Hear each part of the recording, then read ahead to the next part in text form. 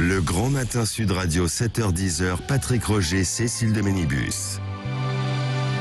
8h48, les grands débats du matin. Avec nous, Elisabeth Lévy, Françoise Degois, vos appels 0826 300 300. On va revenir sur l'interview ou la déclaration, cette grande réunion des gauches hier entre la France Insoumise et le PS. Est-ce que vous y croyez, vous? Est-ce que vous avez envie de ça? 0826 300 300. Ah, c'est compliqué l'union. Hein. C'est compliqué de s'entendre. L'union est un combat, disait Jean Jaurès. Mais c'est vrai, de faire cohabiter des idées, quoi. Sincèrement, vous y croyez? Et des personnalités, surtout. Et des personnalités, J'ai toujours dit oui, moi. Vous savez, même avant les présidentielles, tout le monde se foutait de moi. Je disais, je pense que on peut y arriver. Et je crois que, vous savez, il y a les éléphants au PS qui renaclent. J'attends de voir ce que dit François Hollande. Mais de toute façon, ça sera des horreurs forcément sur Jean-Luc Mélenchon parce qu'il y a des haines cuites et recuites entre eux. Bien qu'en 2012, Hollande ait été très heureux d'avoir le report des voix de Mélenchon au second tour pour être élu. Mais je veux dire par là que je pense qu'il peut y avoir à minima au moins des pactes de non-agression, c'est-à-dire là où il y a des sortants forts, eh bien la France insoumise y va pas, etc. Moi je crois vraiment. Et d'ailleurs il serait très idiot de ne pas le faire, l'ensemble de la gauche. Pourquoi? C'est la première fois, pardon Elisabeth, je te laisse la parole après, c'est la première fois que les Français disent clairement 2 heures après le résultat d'une élection et sans discontinuer depuis des jours, ils veulent une cohabitation à une très large majorité. 63% des Français veulent une cohabitation et 57%... Mais ils ne disent pas avec qui. Si, 57%, le même sondage Harris dit souhaite que la gauche, comment dirais-je, parvienne à s'entendre pour imposer une cohabitation. Donc ça veut dire que... Pourquoi il dit ça? Parce que c'est plutôt la gauche qui a l'air d'être en situation. Moi, qui que ce soit, de toute façon, ça veut dire qu'il y a quelque chose à faire politiquement et il faut arrêter. Je vois bien Cambadélis, tout ça, je les respecte beaucoup, mais arrêtez le cinéma sur Elisabeth mon Dieu, Lévy. on perd son âme. Quand on a fait 1,75 à la présidentielle, on a déjà tout perdu. Ouais, Elisabeth Oui, Lévy. de toute façon, comme je le disais ce matin, ça y est, Mélenchon a plus aimé la volaille socialiste. C'est un peu le match retour de 80, si vous voulez. C'était excellent. J'ai très aimé. Comment? C'était excellent, j'ai beaucoup aimé. Oui, la question c'est de savoir pourquoi faire. Et ce que j'ai dit aussi, si vous voulez, c'est que la stratégie de Mélenchon qui me semblait reconduire en sophistiquant la stratégie de Terra Nova avait déjà conduit une fois la gauche dans le mur. Pourquoi je dis ça? Si vous voulez, parce que vous pouvez pas vous passer d'une partie du populo. En vrai, tant que vous irez pas les chercher chez Le Pen, si vous voulez, la gauche sera au mieux hémiplégique. Et puis par ailleurs, il y a des si vous voulez, nouvelles c'est classes très bien. populaires Pardon, juste Françoise. Oui, allez-y. J'ai rien dit, moi, c'est pas moi qui parlais. Je voulais lancer une adresse à Françoise. C'est pour ça que je dis. Allez-y. Par ailleurs, non mais par ailleurs, je vais pas t'embêter tout de suite avec ce que tu sais, mais il y a quand même un problème simplement de programme entre si vous voulez, je suis navré, on dit toujours l'extrême droite pour Le Pen, Mélenchon c'est l'extrême gauche, qu'on le veuille ou pas, si vous voulez, et ils ont quand même pas tout à fait, normalement, le PS, il me semble dont tu étais proche, chère Françoise, c'était la social-démocratie, la gauche modérée, etc.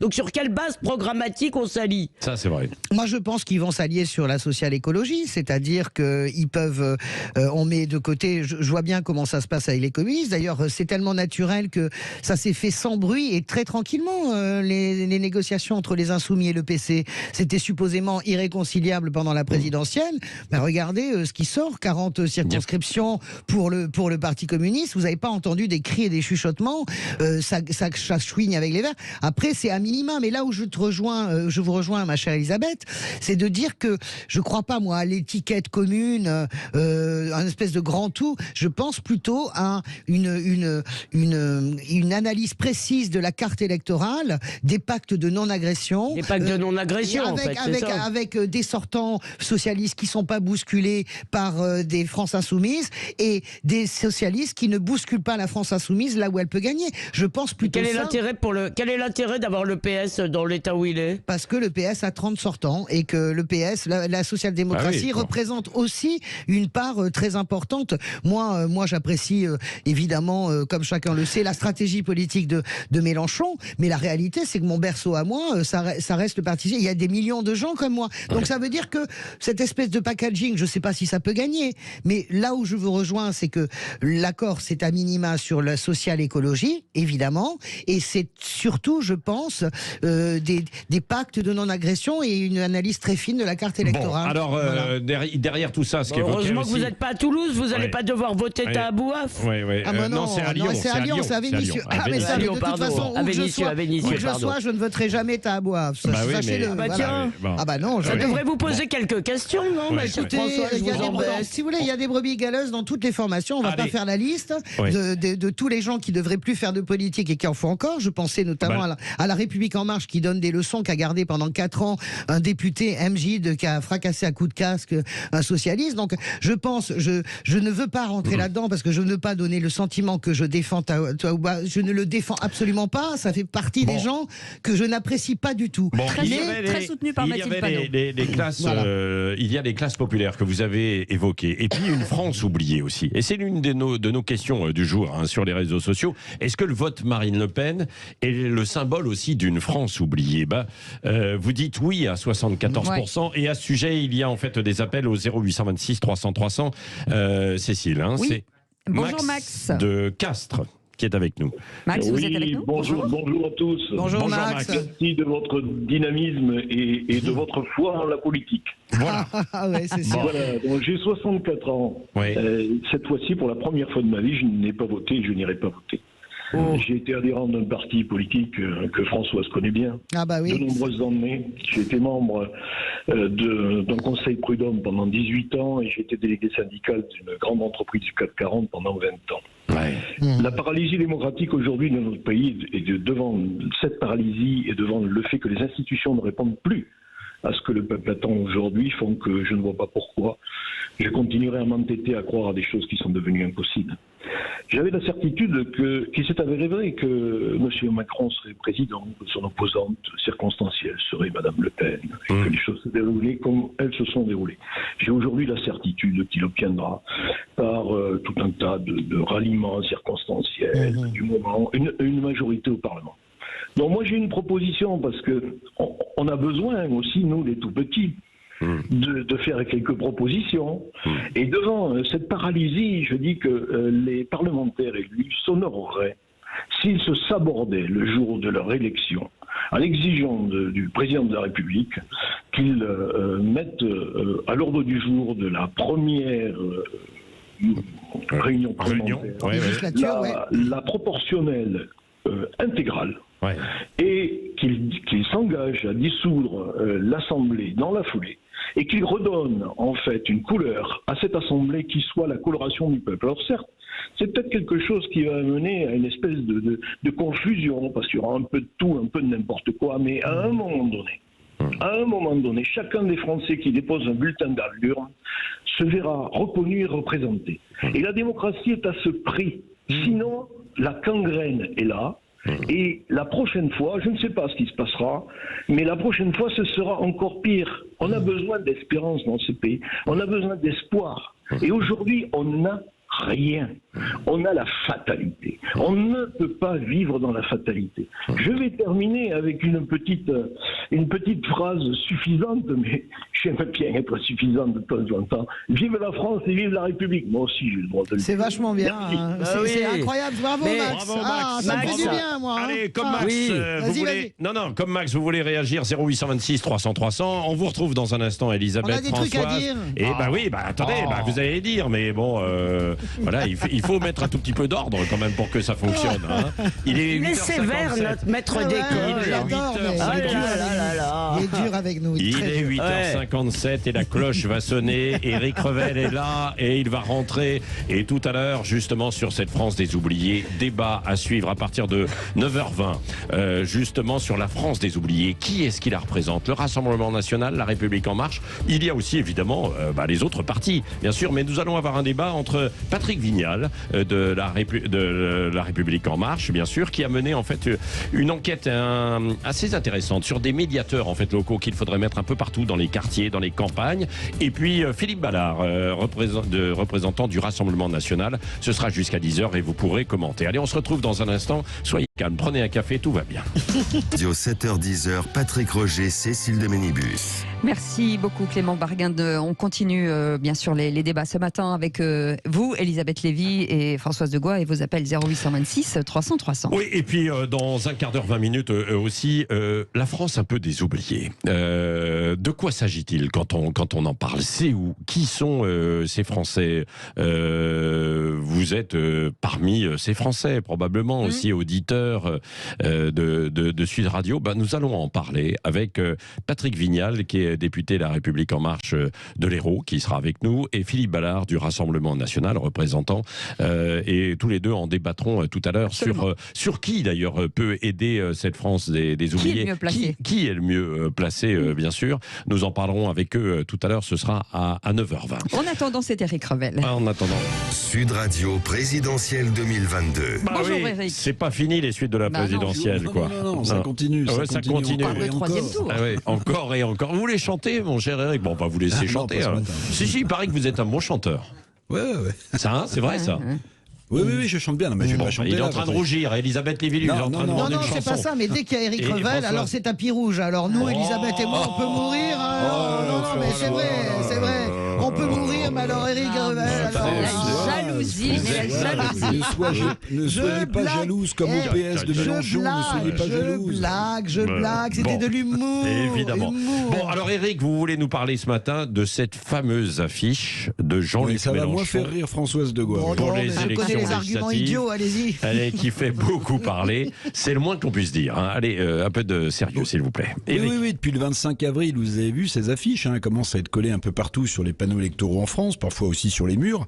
Premier tirage, quand même, je regardais de cette affiche de Mélenchon, 200 000 exemplaires. Il y en aura d'autres, évidemment.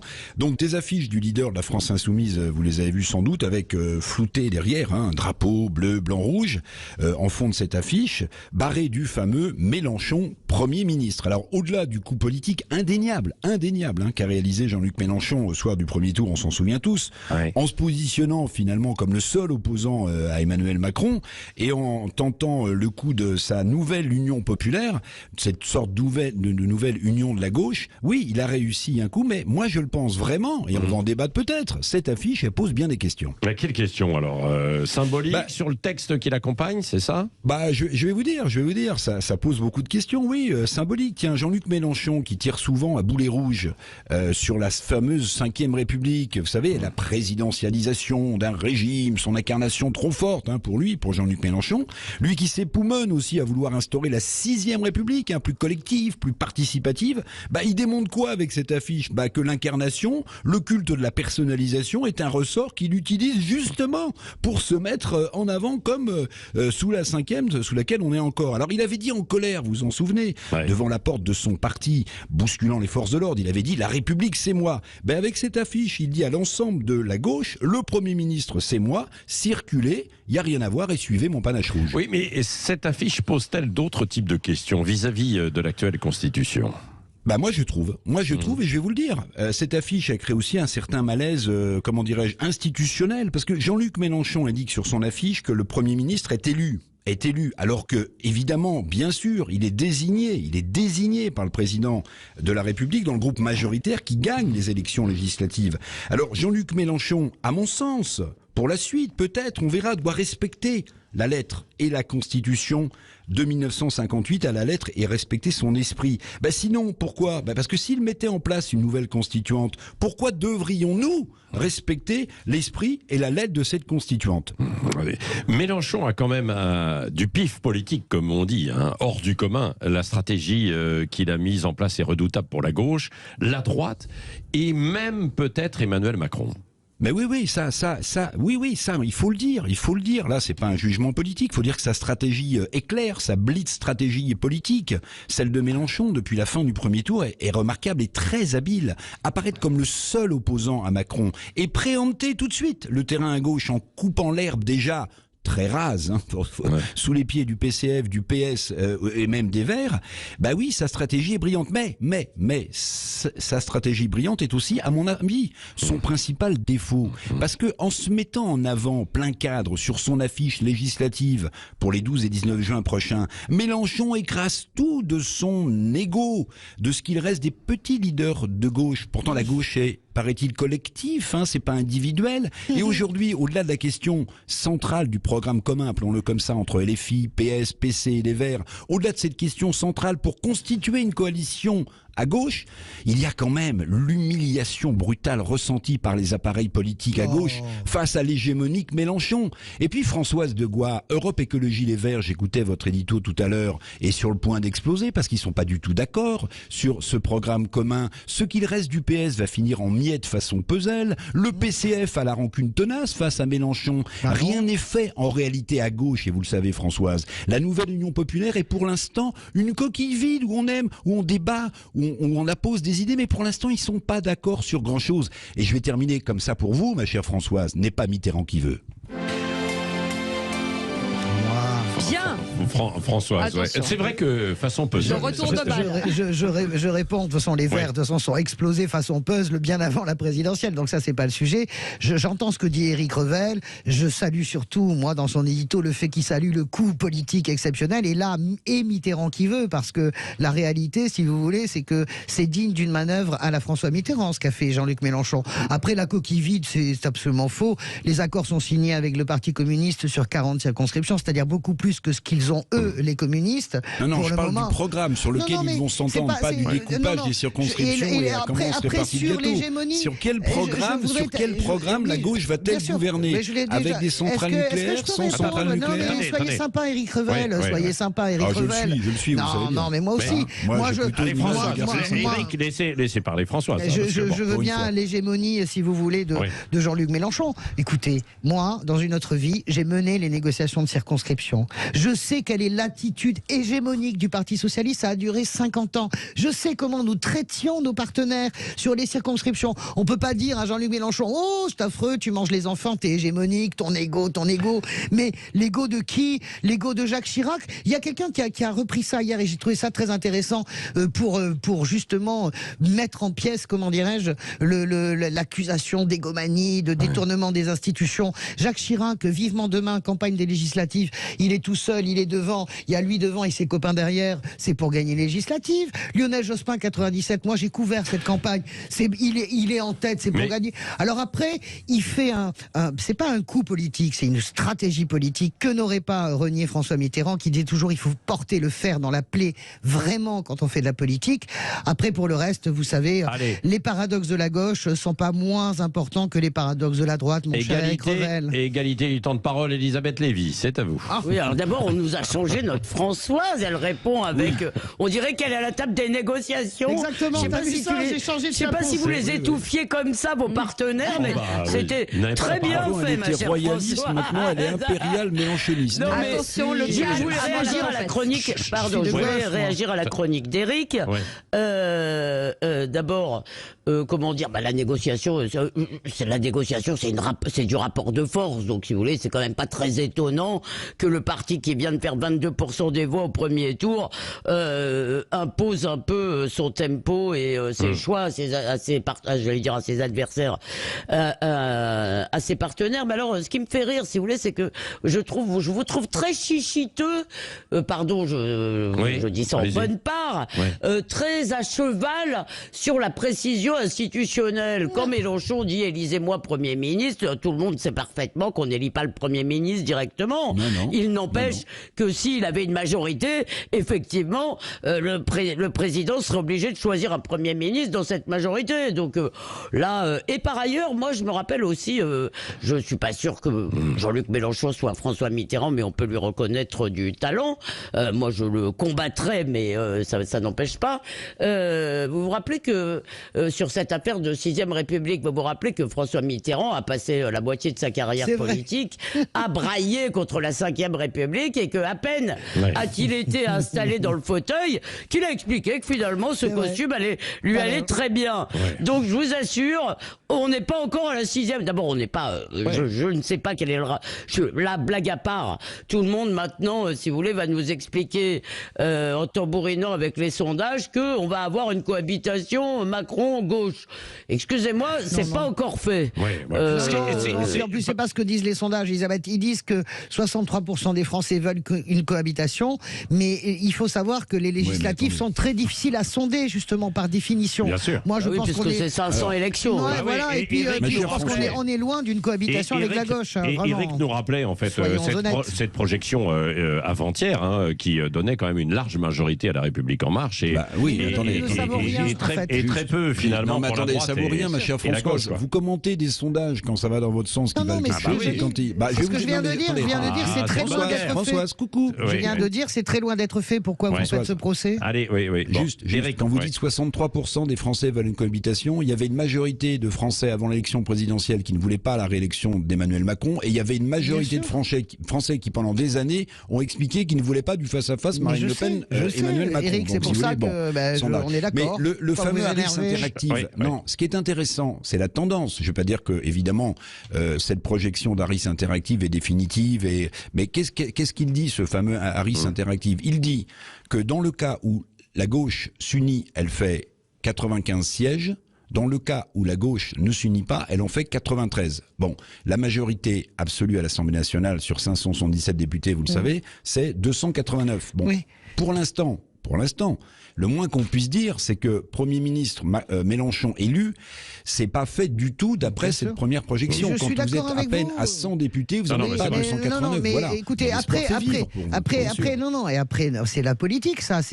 On ne perd que les combats qu'on ne mène pas. Moi, je pense que Mélenchon, il met tout son poids, mais pourquoi Marine Le Pen ne fait pas ça? Pourquoi la droite ne fait pas ça? Bien sûr, ils sont pas en situation, mais Marine Le Pen, par exemple, serait en situation de le faire, mais elle est down à l'évidence. Donc, pourquoi la droite ne le fait pas? Moi, je salue toujours, j'ai toujours aimé ces personnalités-là. Vous savez très bien à quel point je suis lié à Ségolène Royal. Elle aussi, on part à la bataille. Alors, qu'importe, on ne perd que les batailles qu'on ne mène pas. Je vais vous dire, je laisse Elisabeth parler. Ségolène, elle est comme vous, chère Françoise, elle a vu la Vierge là, avec Mélenchon. Mais ça fait des années qu'elle connaît Mélenchon. Du calme, pas tous ensemble. Je vais vous dire un truc en toute objectivité. À la surprise générale, personne ne pouvait l'imaginer.